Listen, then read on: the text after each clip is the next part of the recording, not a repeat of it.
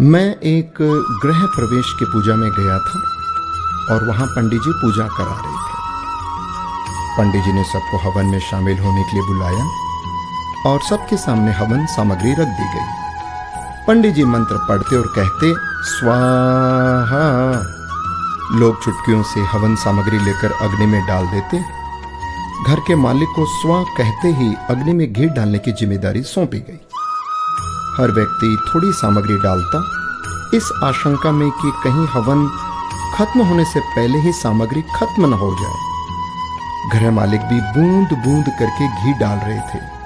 उनके मन में भी यही डर था कि कहीं घी खत्म ना हो जाए। मंत्रोच्चार चलता रहा, स्वाहा होता रहा और पूजा पूरी हो गई। सबके पास बहुत सी हवन सामग्री बची रह गई। घी तो आधा से भी कम इस्तेमाल हुआ था।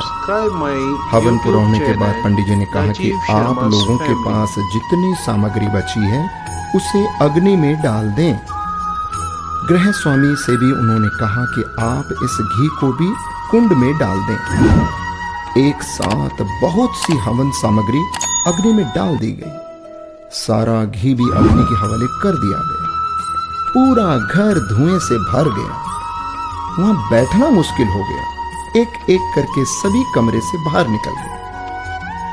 अब जब तक सब कुछ जल नहीं जाता, कमरे में जाना संभव नहीं था। काफी देर तक इंतजार करना पड़ा, सब कुछ स्वाहा होने के इंतजार में। दोस्तों, मेरी कहानी यहीं रुक जाती है। उस पूजा में मौजूद हर व्यक्ति जानता था कि जितनी हवन सामग्री उसके पास है उसे हवन कुंड में ही डालना है, पर सभी ने उसे बचाए रखा कि आखिर में सामग्री काम आएगी या खत्म ना हो जाए। दोस्तों, ऐसा ही हम सब लोग करते हैं। यही हमारी फितरत है।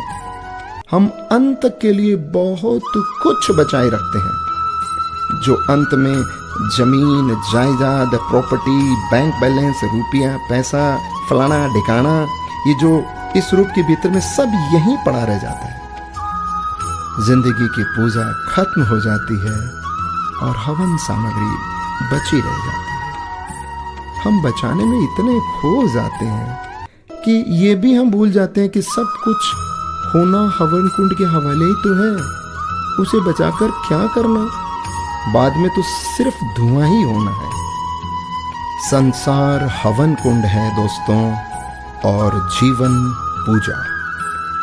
एक दिन सब कुछ हवन कुंड में समाहित होना है।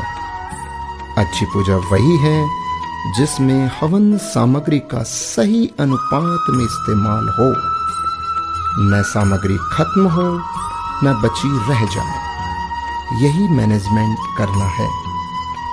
कबीर जी का एक दोहा शायद सबको पता है, दुर्लभ मानस जन्म है, होए न बारंबार, पक्का फल जो गिर पड़ा, लगे न दूजी बार। दोस्तों, ये मनुष्य जन्म बार बार नहीं मिलेगा, तो क्यों न हम समय का, पैसों का, अपनी सोच का और अच्छे कार्य करके इसका सही सदुपयोग और इस्तेमाल करें। राधे राधे।